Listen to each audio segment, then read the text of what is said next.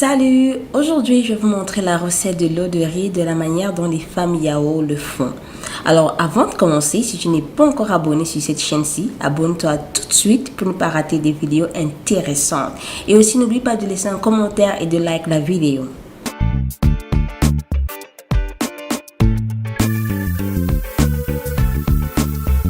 L'étape 1, c'est très simple, il te faut du riz. N'importe quel riz, mais je préfère utiliser le riz à long grain. La deuxième étape, c'est de l'eau. Oui, il te faut de l'eau. Donc, tu peux utiliser l'eau la plus pure que tu as, mais l'eau doit être propre, l'eau doit être pure, ça ne doit pas contenir des saletés à l'intérieur.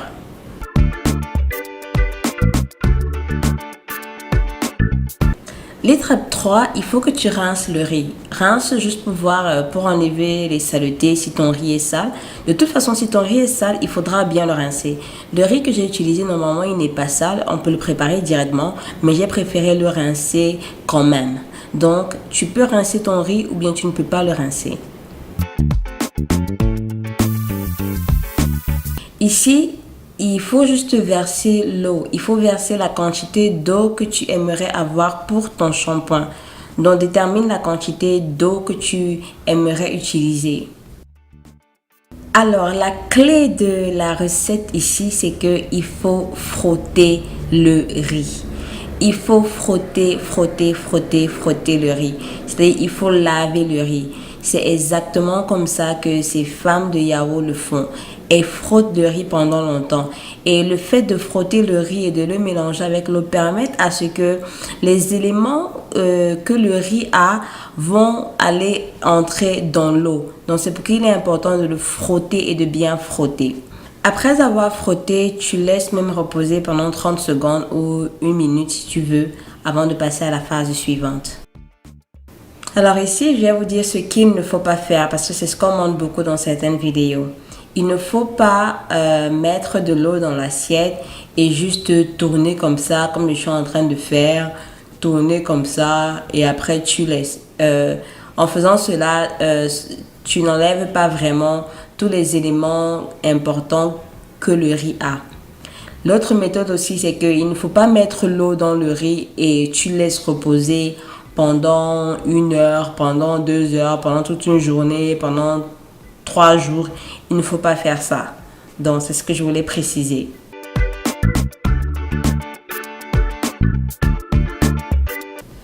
Après avoir bien frotté le riz maintenant, il faut le recueillir dans un bocal si tu veux. Donc, ça, c'est l'eau de riz. Comme vous pouvez le voir, il est tout blanc. Il est tout blanc à cause des éléments que le riz a qui sont sortis.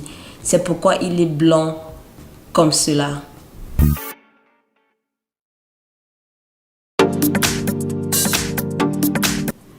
L'étape suivante, la plus importante, c'est que les femmes de Yao ajoutent les peaux. Elles ajoutent les peaux, soit la peau de l'orange, ou bien la peau de la mandarine, ou bien la peau du citron. Donc, c'est ce qu'elles ajoutent dans leur recette. Et c'est ce que beaucoup ne montrent pas dans leurs vidéos. Et je pense qu'elles ajoutent ces peaux-là parce que justement, l'orange ou bien le citron ou bien la peau de mandarine ont des bénéfices de nettoyage. Ce sont des acides, donc ils ont des bénéfices pour nettoyer le cuir chevelu et les cheveux.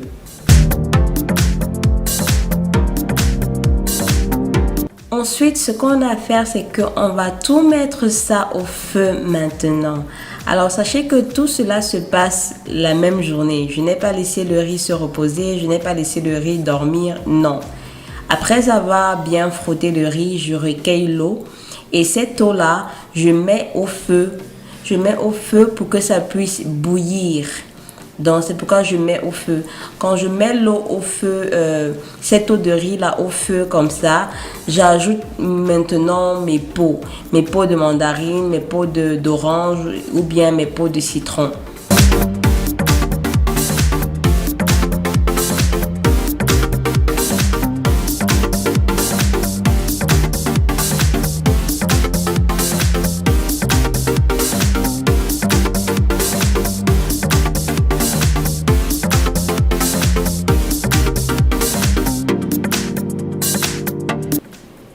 Donc, quand tout commence à bien bouillir, tu peux venir et tourner avec la cuillère pour bien mélanger encore. Et tu laisses encore bouillir même quelques secondes comme ça avant d'éteindre le feu.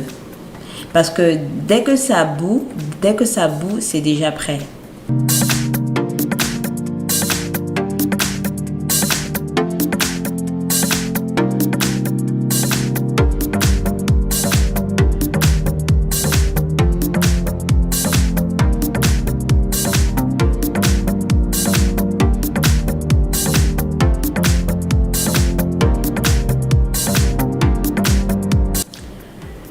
Alors ça c'est l'eau de riz, c'est presque prêt.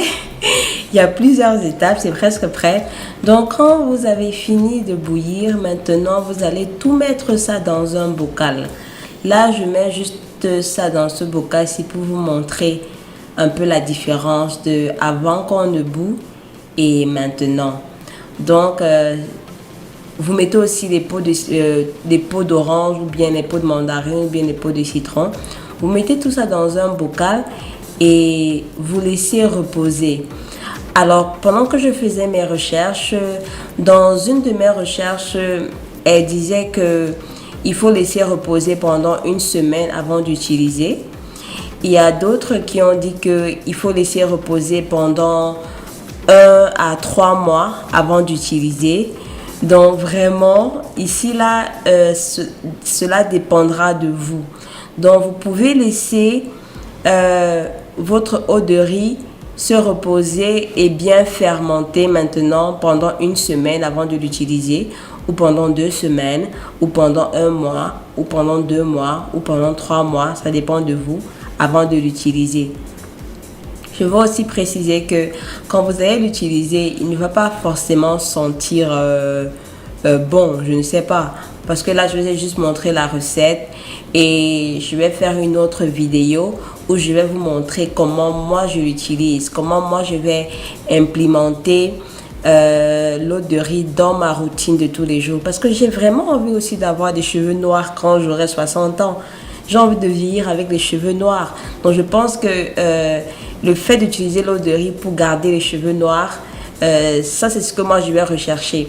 Donc je vais implémenter l'eau de riz dans ma routine de tous les jours et je vais vous dire comment je l'implémente et comment j'utilise ça dans ma routine de tous les jours. Alors j'espère que vous avez aimé cette vidéo aussi. Si vous avez aimé, likez la vidéo, partagez la vidéo, dites-moi ce que vous en pensez, faites aussi vos propres recherches. Je vais mettre les liens de certaines vidéos qui m'ont aidé dans ma recherche dans la description de cette vidéo aussi. Et si vous avez des questions, n'hésitez pas à les poser. Merci et on se voit à la prochaine vidéo. Bisous et n'oublie pas de t'abonner.